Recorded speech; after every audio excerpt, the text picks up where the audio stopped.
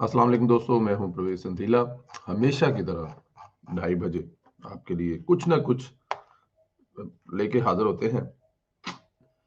बहुत ज़्यादा ना समटाइम टू मच होता है।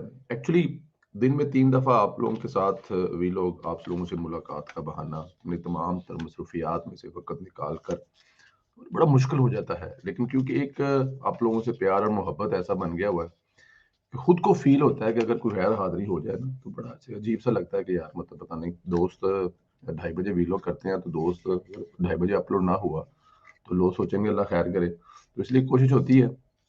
और वैसे जो भी आप लोगों का प्यार है, आप लोगों के जो कमेंट्स हैं, वो पढ़कर मैं बिलीव करें कि मुझे इतना फ़ख्र होता है, आप तमाम दोस्तों के प्यार और मोहब्बत पर। जो मेरा सासा है, डेफ़िनेट मैं अदना सा कारकुन मियाँ मोहम्मद नवाज़ शरीफ साहब का और आप तमाम दोस्तों का भाई, किसी का छोटा, किसी का बड़ा, किसी का बेटा और जो मेरी बहनें और माएँ भी सुनती हैं, उनका शुक्रिया भी अदा करता हूँ और आप लोगों के कमेंट्स को लाइक करना और जवाब भी देने की पूरी कोशिश करता हूँ। अगर कोई मिस होते हों, तो आप लोग मेंशन भी कर सकते हैं और मैं बहुत सारे दोस्तों के कमेंट जो होते हैं, उनको बड़ा उनसे लर्न भी करता हूँ और मैं अगले प्लान में सोच ये रहा हूँ कि कोशिश किया करूँ कि आप लोगों में से कुछ लोगों के जो कमेंट्स हों, उनको अपने वीलॉग का हिस्सा बनाया करूँ और जो पिछले गुज़रा हुआ वीलॉग हो, उसमें से जो कमेंट्स हों 1 या 2 जो हमारे लिए और सुनने वालों के लिए ऑथेंटिक हों, चीज़ें उसमें हो, वो आप लोगों को स्क्रीन पे शो करके उस पे बात भी किया करें। बट एनी हाउ चलते हैं आज के वीलॉग की तरफ। जावेद चौधरी इमरान खान की हुकूमत के काले करतूतों की दास्तानें बयान कर रहे हैं। जनरल बाजवा का इसमें हिस्सा शामिल है। फिर एक दास्तान सामने आई है, काफ़ी दिलचस्प है। फौज और इमरान खान के दरमियान दूरी को आसिफ अली जरदारी ने सबसे पहले भांप लिया था। आसिफ अली जरदारी को अपने ज़राए से पता चला कि फरवरी 2021 में कोर कमांडर के ऊपर नीचे तवील मीटिंग्स हुई हैं। फौज ने इन मीटिंग के बाद न्यूट्रल और एपॉलिटिकल होने का फैसला कर लिया। 3 मार्च 2021 को सेनेट के इलेक्शन थे। ये वो मौका था कि अगर वो फरवरी में उन्होंने फैसला कर लिया था, लेकिन सेनेट के जो इलेक्शन थे वो मार्च में होते हैं। इमरान खान वजीर खजाना हफीज शेख को इस्लामाबाद की जनरल नशिस्तें जितवाना चाहते थे। आसिफ अली जरदारी ने फौज को गैर जानबदारी चेक करने के लिए यूसुफ रजा गिलानी को मैदान में उतारा। पीडीएम ने मिलकर इलेक्शन लड़ा और पीडीएम की अक्सरियत बावजूद 5 वोटों से हार गई। मतलब यहाँ पे चेक ये किया जा रहा था कि अगर वो कह रहे हैं कि न्यूट्रल हो गए हैं, तो देखते हैं कि वाकई न्यूट्रल हो गए हैं। तो यूसुफ रजा गिलानी को उन्होंने चेयरमैन के लिए उतारा, लेकिन पीडीएम सारी इकट्ठी होके भी ये ना जीत सकी। गिलानी साहब यहाँ पे जो अपनी सीट थी, वहां पर एस्टेब्लिशमेंट वाकई हुकूमत के पीछे से हट गई थी, नजर आ रहा था। लेकिन फिर भी इमरान खान ने ऐलान कर दिया कि वो 6 मार्च को इत्तेमाद का वोट लेंगे। एस्टेब्लिशमेंट एक बार फिर इमरान खान की सपोर्ट पर मजबूर होगी, डेफिनेट।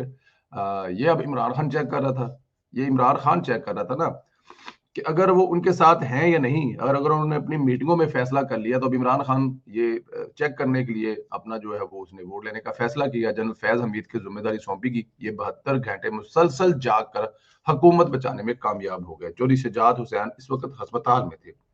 चौधरी सालिक हुसैन इनको खाना खिला रहे थे। एक फौजी अफसर गुलदस्ता लेकर अस्पताल आए, चौधरी साहब की इयादत की। इसके बाद दरखास्त की कि सर, बेशक चौधरी साहब अलील हैं, लेकिन आपने कल हर सूरत पार्लियामेंट में पहुंच कर वजीर आजम को इत्मीनान का वोट देना है।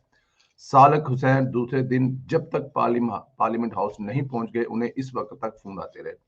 तारिक बशीर चीमा बहावलपुर में थे, उन्हें फोन करके कहा गया कि आप खुद तशरीफ लाएंगे या फिर आपको लाने का बंदोबस्त किया जाए। अब बंदोबस्त का मतलब आप समझते हैं ना कि तशरीफ ले हो गए या ਤੁਹਾਡੀ तशरीफ समेत ਇੱਥੇ ਲਿਆਉਣ ਦਾ ਕੋਈ बंदोबस्त किया जाए। डॉक्टर आमर लियाकत हुसैन मरहूम ने कैमरे पर कह दिया था, आप लोगों को याद हो, कि मैं आया नहीं, मुझे लाया गया। बहरहाल फैज हमीद ने जैसे तैसे एमएनए पूरे कर दिए। आखिरी वोट गुलाम बीबी भरवाना थी, ये नहीं मान रही थी, लेकिन फिर आखिर में आर्मी चीफ को बताया गया कि ये भी कल जंग से निकल पड़ी है, हमारी गाड़ी इनके पीछे पीछे है। यूं 6 मार्च को इत्मीनान का वोट हुआ। पीडीएम को एक बार फिर ये मैसेज चला गया कि फौज न्यूट्रल होने के बावजूद इमरान खान की हुकूमत नहीं गिरने देगी। इत्तेमाद के वोट के बाद आसफ जरदारी की कराची शिफ्टिंग का वाकया पेश आया है। इमरान खान ने जनरल बाजवा और जनरल फैज से पीडीएम तोड़ने का मुतालबा कर दिया। मैंने ये वाकया 29 दिसंबर के कॉलम जनरल बाजवा के 2 NRO में लिख चुका हूं।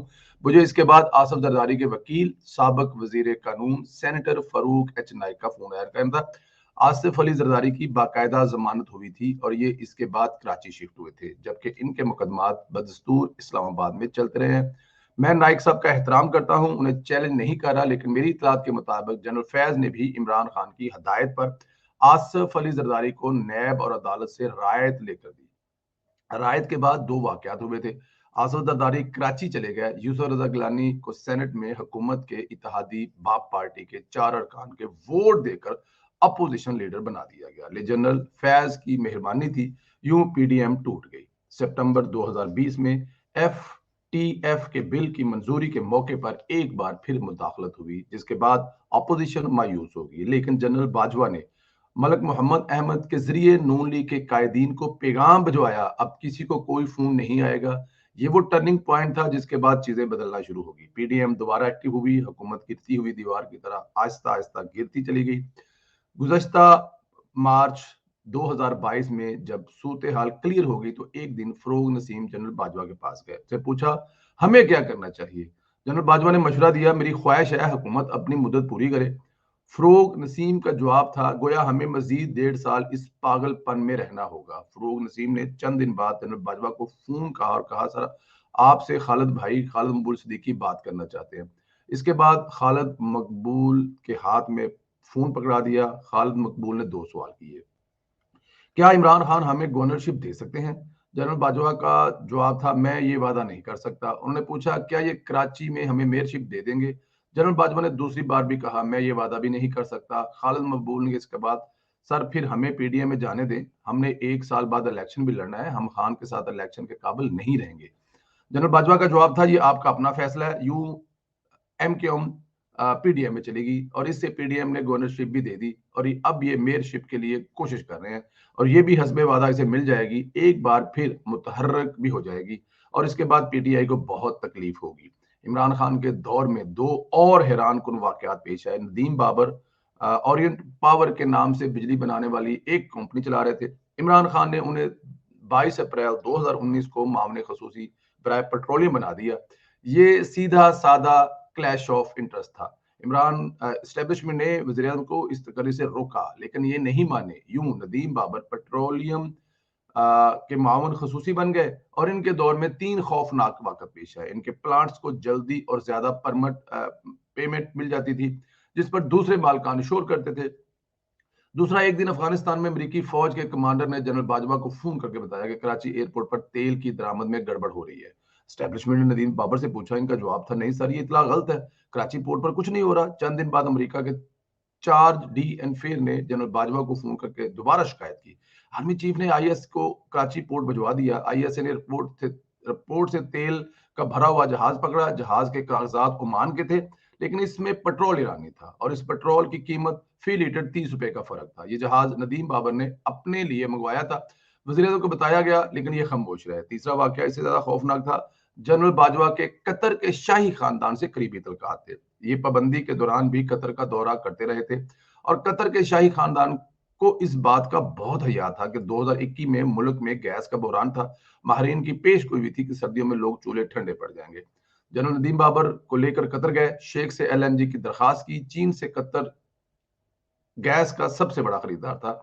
कतर से इसे $11.25 में एलएनजी बेचता था, लेकिन कतर ने हमें $10.25 में गैस दे दी, मगर सहूलत वन टाइम थी। हमें कहा गया कि आपको जितनी गैस चाहिए एक बार ले लें।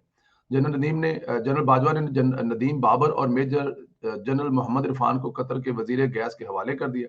वजीर ने पाकिस्तान की जरूरत पूछी। नदीम बाबर ने कहा कि हमें 3 जहाज दें। जनरल इरफान ने नदीम बाबर के कान में कहा, हम 10 ले लेते हैं, हमें ज्यादा जरूरत पड़ेगी। लेकिन नदीम बाबर ने कहना था, मेरे लिए 3 जहाज काफी हैं। जनरल इरफान ने दोबारा सोचने के लिए कहा, लेकिन नदीम बाबर नहीं माने। ये एक्सपर्ट थे, फौज गैस की असल जरूरत से वाकिफ नहीं थी, लिहाजा जनरल इरफान खामोश हो गए। यूं हम सिर्फ 3 जहाज बुक कराकर वापस आ गए, लेकिन जब सर्दियां आई तो पूरे मुल्क से गैस और बिजली के दोनों गायब होगी। हुकूमत ओपन मार्केट से $30 में एलएनजी खरीदने पर मजबूर होगी और ये सीधी सादी ज्यादती। तहकीकात की गई तो पता चला नदीम बाबर ये खेल अपना फ्रेश ऑयल बेचने के लिए खेलते रहे। चनाचा ये फौज ने शदीद इस पे प्रोटेस्ट किया। यूं इमरान खान ने नदीम बाबर से इस्तीफा ले लिया। नदीम बाबर चले गए, लेकिन इनकी मेहरबानी की फसल मुल्क आज भी काट रहा है। जनरल नदीम तस्लीम करते हैं, जनरल बाजवा तस्लीम करते हैं, शाहिद खकान बासी ने कतर से एलएनजी का सस्ता तरीन सौदा किया। वो जारी रहना चाहिए था। इमरान खान ने वो सिलसिला तोड़कर मुल्क पर जुल्म किया। फौज ने 2020 में नरेंद्र मोदी को पाकिस्तान आने के लिए भी रजामंद कर लिया था। ये कारनामा जनरल फैज हमीद का था। ये एक अरब मुल्क में भारत के नेशनल सिक्योरिटी एडवाइजर अजीत डोरोल से मुद्दत बार मिले। ये फैसला हो गया कि नरेंद्र मोदी 9 अप्रैल 2021 को पाकिस्तान आएंगे। मोदी हंगलाज माना के पुजारी हैं और ये सीधा हंगाज माता के मंदिर जाएंगे, वहां 10 दिन का व्रत रखेंगे और वापसी पर इमरान खान से मिलेंगे। इनका बाजू पकड़कर हवा में लहराएंगे, दोस्ती का ऐलान कर देंगे। नरेंद्र मोदी ये ऐलान भी करेंगे, हम तजारत में खोल रहे हैं, हम दोनों एक दूसरे मुल्क में मुदाखलत और दहशतगर्दी ना करने का ऐलान भी करते हैं और कश्मीर का फैसला 20 साल बाद मिलकर बैठकर करेंगे। ये फैसला हो गया, लेकिन ऐन वक्त पर शाह महमूद कुरैशी ने इमरान खान को डरा दिया। इनका कहना था कि आप पर मोहर लग जाएगी कि आपने कश्मीर का सौदा किया है। वजीर आजम ये पीछे हट गए और ये सौदा ये एक दफा फिर ये जो मोदी के साथ बैठने वाला था वो एक दफा फिर नाकाम हो गया। ये वो कहानियां हैं जो ईमानों के अंदर की हैं, जो उस वक्त गेमें खेली जाती थी, जिससे इमरान खान हमेशा कहते थे कि सियासतदान, क्योंकि ये नवाज शरीफ, आसफ जरदारी, ये सब बिजनेसमैन लोग हैं, तो ये इनको बिजनेस फायदे पहुंचाने के लिए अपनी फैमिली, अपने दोस्तों के लिए ये सब कुछ करते हैं। नवाज शरीफ ने अपने दोस्तों को कोई फायदा नहीं पहुंचाया होगा, कभी भी नहीं पहुंचाया होगा, मैं सोच भी नहीं सकता। मैं जानता हूं, मैं कायदे मोहतरम से मिला हूं, काफी बार मिला हूं। जिनकी सोच, मैं आज आपको एक वाक्य बताऊं, एक नहीं हर दफा का एक वाक्य बताऊं, हर दफा का, शायद आप लोगों को बहुत सुना होगा। जुमे वाले दिन मियां साहब के दफ्तर में, कायदे मोहतरम के दफ्तर में जुमे की नमाज के बाद खाने का एहतमाम होता है, जिसमें 15 से 50 लोग तक होते हैं। ठीक है जी, जिसमें उनके दफ्तर के 10 से 12 लोग भी होते हैं, सिक्योरिटी वाले भी होते हैं और जो ऑफिस में काम कर रहे होते हैं वो भी होते हैं। अच्छा, खाना टेबल पे लग जाता है। खाना टेबल पर लगने के बाद कायदे मोहतरम तशरीफ ले आते हैं। उनके साथ पाकिस्तान से आए हुए कुछ साबिक गवर्नर, पाकिस्तान से आए हुए कुछ साबिक वजीर, पाकिस्तान से आए हुए कुछ साबिक वजीर आला तक बैठे होते हैं। खाने की टेबल लग चुकी होती है। जितने उस डाइनिंग रूम में लोग बैठ सकते हैं कुर्सियों पर साथ साथ होकर बैठ जाते हैं। मैं लफज बलफज आपको सुनाता हूँ। बैठ जाते हैं और उसके बाद खाने का सिलसिला शुरू होता है। जी बुलाएं। आते कौन है आप बिलीव करेंगे? मैं मतलब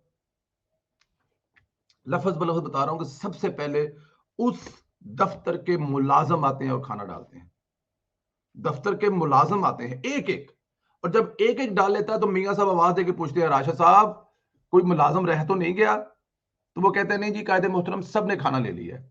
तो फिर कायदे मोहतरम का अगला जुमला होता है, चुको संधीला साहब हुण हिम्मत नाल बूटियां लभनियां पैणियां जिथों हुण जिदा जिथों जिथा दा लगदा उथों चुक लवो।